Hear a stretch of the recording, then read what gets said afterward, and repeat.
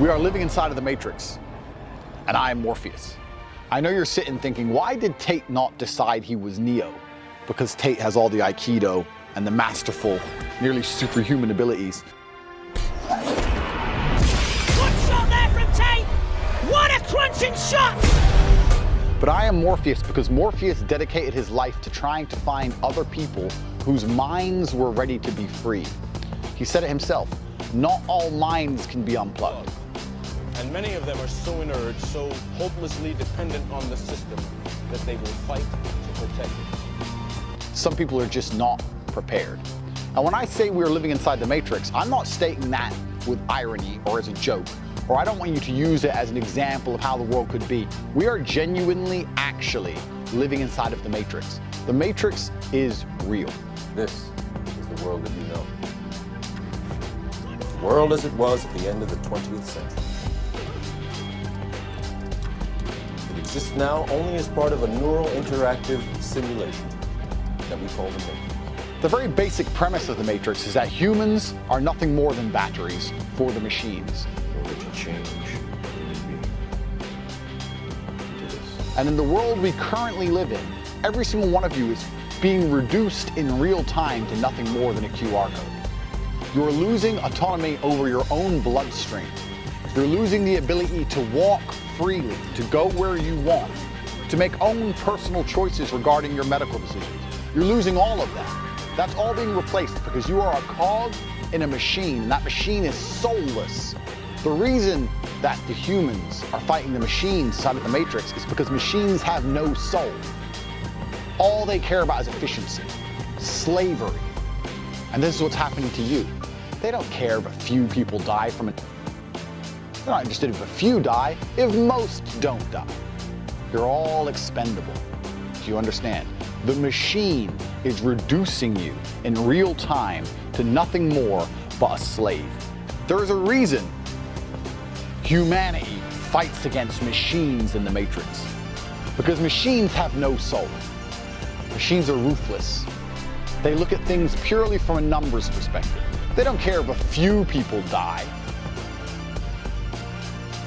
as long as most people don't die, right? Most won't die, a few will die, boo-hoo, their families. It's good for us overall. That's how machines think. They don't care about your individualism. In fact, they want to crush your individualism. They want you to do your job well enough for them to benefit, but they don't want you to think outside of that job. When you're playing chess, you take every single opportunity to exert power. That's how you win.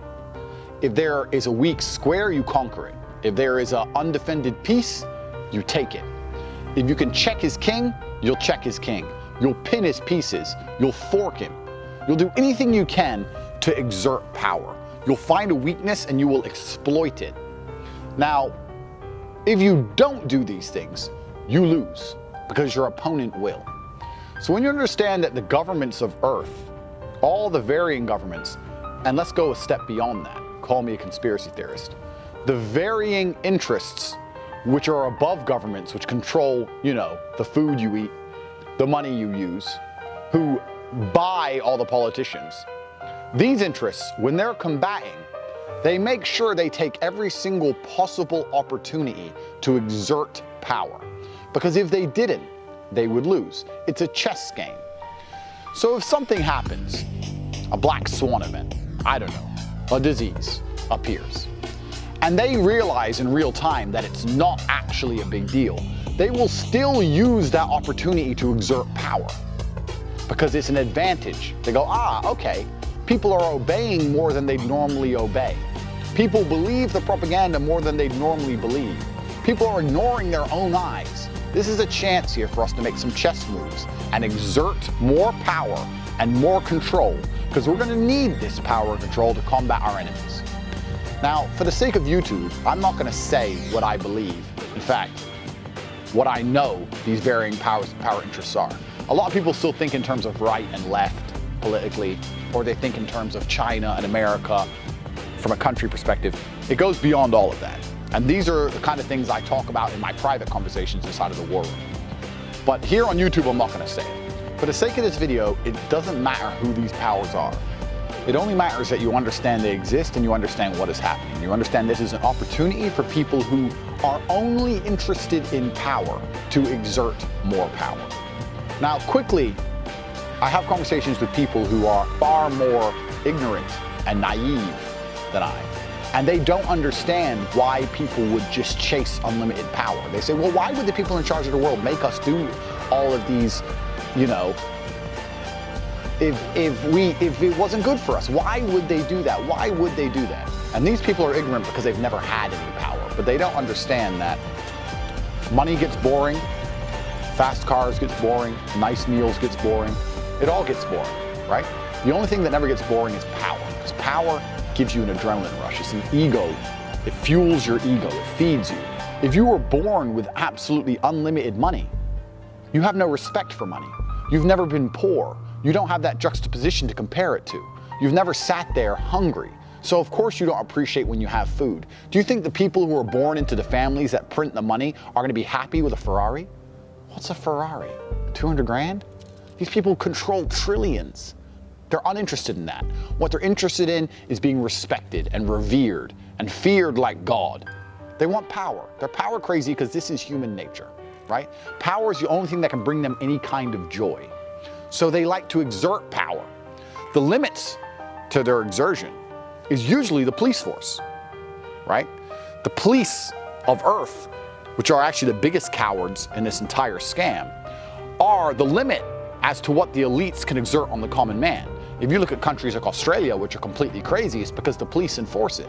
If you look in some other countries where the police refuse to enforce, it seems that the doesn't exist. Funny that. Or certainly the lockdowns don't exist. I was talking to a girl from Kyrgyzstan the other day, and she said that when they tried lockdowns in her country, they believed it was all corrupt. And after 3 days, everyone rioted and the police changed sides, and they've never heard of the disease since. Once again, funny that, isn't it? The future is very dystopian on a tangent, because in the future, the entire police force will be AI. It'll all be roboticized, and robots have no soul. And then you're really in trouble. This is what I'm talking about, chess pieces and how they exert their power. Because as they reduce you to a QR code, as they reduce you to nothing more than a medical status as to whether you comply, because that's what they really want. I'm not going to sit here and say that anything's dangerous. What I'm going to say is they want to know who blindly complies and who thinks for themselves. And the people who think for themselves must be punished. How do you punish them? Well, you delete them from the internet. You remove their YouTube, destroy their Twitter, remove their Facebook, prevent them from using their bank, prevent them from going outside, prevent them from going to restaurants. This is what they're going to do to every single person. They no longer, soon in the future, they're not going to need a physical human police force, because humans are human. As stupid as police can be, you can stand in front of one and say, my friend, you and I are the same. Why are you punishing me? And maybe you'll get through. But you can't do that with the camera that scans your QR code. Do you understand? They don't care. It's just a yes or a no.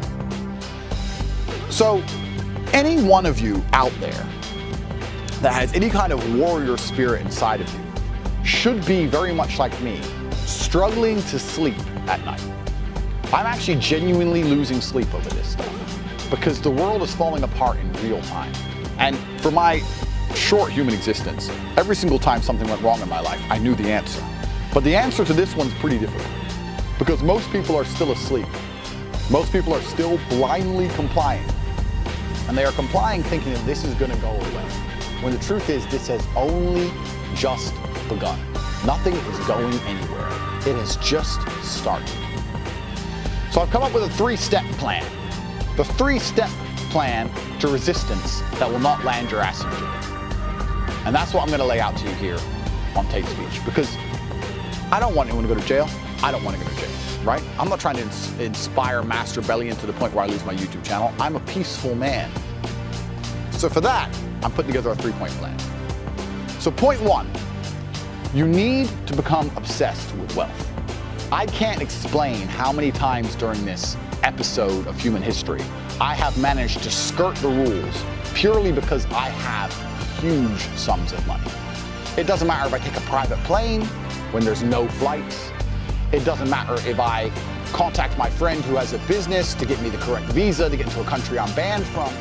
It doesn't matter, right? I can give you 100 examples, many of which I won't say on YouTube. The point is, when you have a lot of money, you then get a lot of influence over others. And with influence over others, you can begin to skirt some of the rules. Now, this is important for more than just you breaking the rules. This is important because if you skirt the rules with the help of somebody else, then that also wakes them up to the fact that these rules are garbage.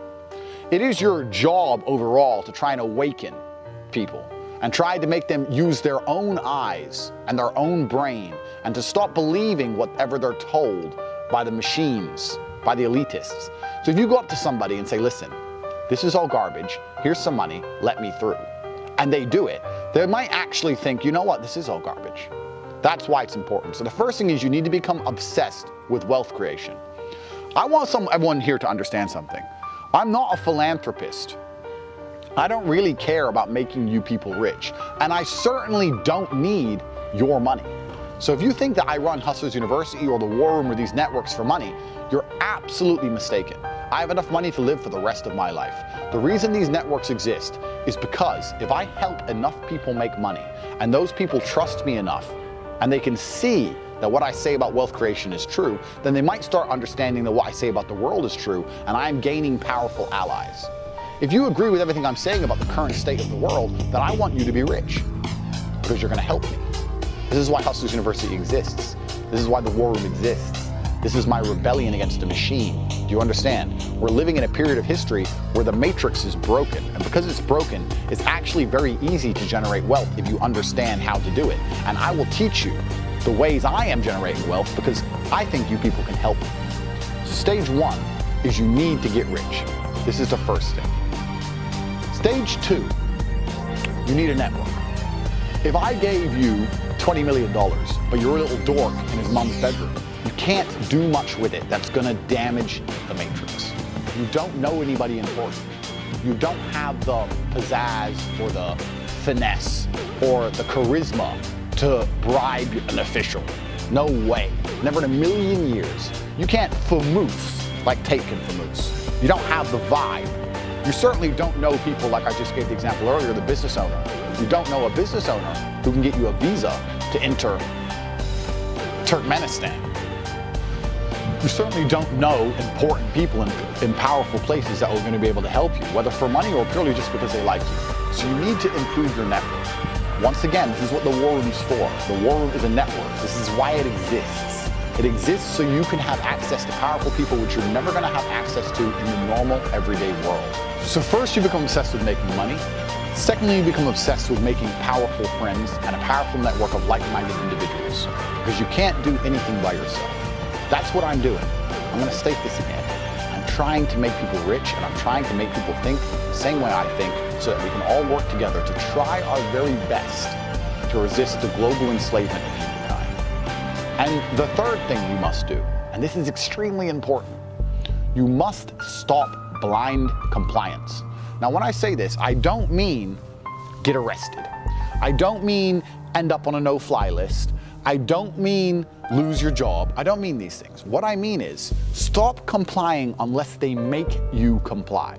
Don't put on and then go in the store. Go in the store with no and make them tell you to, and then say, oh, I don't have one. Make them give you one.